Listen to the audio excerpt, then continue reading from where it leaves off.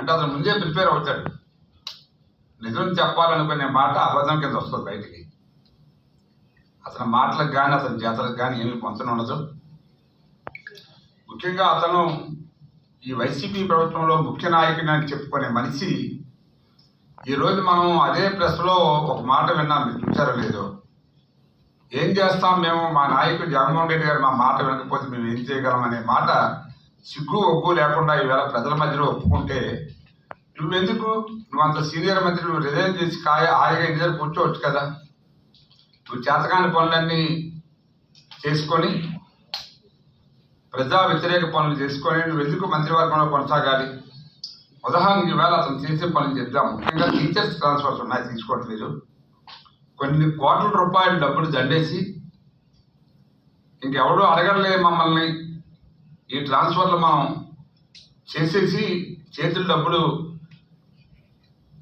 నిండా డబ్బులు తీసుకొని మళ్ళీ మనమే ప్రభుత్వానికి వస్తామనే మొండి ధైర్యంతో కొన్ని వేల మంది టీచర్స్ దగ్గర డబ్బులు వసూలు చేసి కొన్ని కోట్ల రూపాయలు వేల జీవితాలతో ఆడుకున్నారు.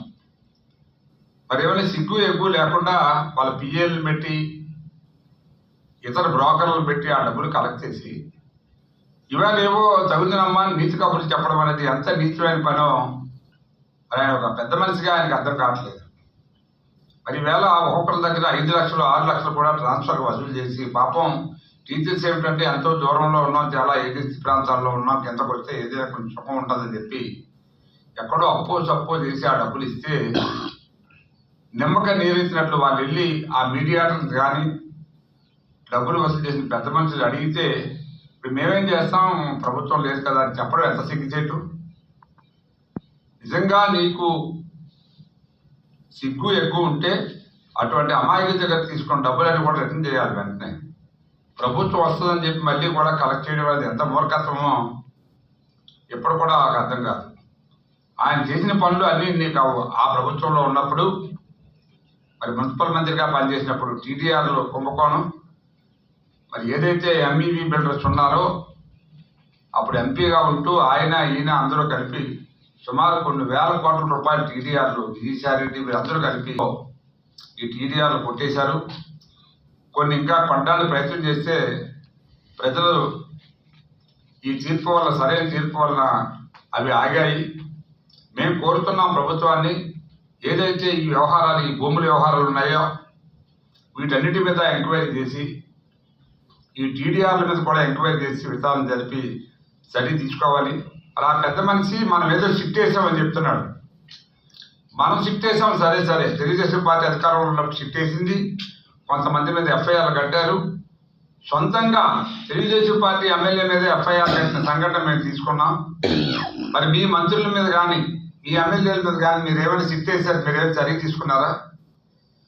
ఆ షిఫ్ట్ సంగతి మీరు మర్చిపోయారు. ఇప్పుడు నీకు మళ్ళీ తెలివి వచ్చినట్టు ఉంది. ఇప్పుడు ఏదో పేపర్లో మాట్లాడుతున్నావు షిఫ్ట్ సంగతి. ఇప్పుడు నేను అసలు ఇదంతా కాకుండా మా ప్రభుత్వాన్ని ఏదైతే ప్రభుత్వాన్ని నడిపారో, ఇంక్లూడింగ్ జగన్మోహన్ రెడ్డి, విజయసాయిరెడ్డి, సుబ్బారెడ్డి, సత్యబాబు, ఈ ఎంఈబి, తర్వాత జీబీ, ఈ తదితర దొంగలందరినీ కూడా మనం షిఫ్ట్ వేసి ఎంక్వైరీ చేసి వాళ్ళ మీద చర్య తీసుకోవాలని చెప్పి మేము డిమాండ్ చేస్తున్నాం. ఎందుకంటే వీళ్ళు చేసిన కుంభకోణాలు బహుశా గతంలో కానీ ఇక ముందు కూడా చేయబోయే అంత వ్యవహారాలు కూడా ఎవరికి ధైర్యం కూడా సరిపోదు, తెలియదు. దొంగలు అంత దొంగలు ఎలా చెయ్యాలో మనం పని కూడా చెయ్యాలంటే దొంగ పని తెలుసుకోవాలి. అటువంటి నాలెడ్జ్ ఉన్న దొంగలందరూ కూడా ఈ పనులు చేశారు. కాబట్టి ప్రభుత్వాన్ని మేము కోరుతున్నాం, మా పెద్దలు వెంటనే వీళ్ళ మీద కూడా ఒక సిట్టు వేసి ఈ భూ వ్యవహారాల మీద అన్నిటి మీద కూడా చర్య తీసుకోవాలని చెప్పి మేము కోరుతా ఉన్నాం. డ్రగ్స్, మరి వాళ్ళే అధికారంలో ఉన్నప్పుడు మీకు తెలిసి విశాఖపట్నం పోర్టులో ఒక కంటైనర్ ద్వారా డ్రగ్స్ తెప్పించి, అది కనీసం పోలీసులు కూడా దాని దరిదాపుల్లో రాకుండా వీళ్ళు నియంత్రించి ఆ మందులను మాయం చేసి, కంటైనర్లో ఏమీ లేదు, అందులో ఏదో గుడ్డ ఉంది, చెత్త ఉంది, దూది ఉందని చెప్పి అబద్ధాలు ఆడి ఆ కేసుని తప్పించుకున్నారు. అది తీరా ఇవాళ నిన్న ప్రెస్లో చూసాం, సంజయ్ ఆక్వా ఎక్స్పోర్ట్స్ అని చెప్పి కంపెనీస్ అని చెప్పి కంటైనర్ అని చెప్పినారు. ఎవరి కంపెనీ కంటైనర్ అయినా నువ్వు దోచుకునే దమ్ము మీకుంది, మీరు లాక్కునే దమ్ము మీకుంది. భూములే లాక్కున్నారు. ఈ కంటైనర్ అందాక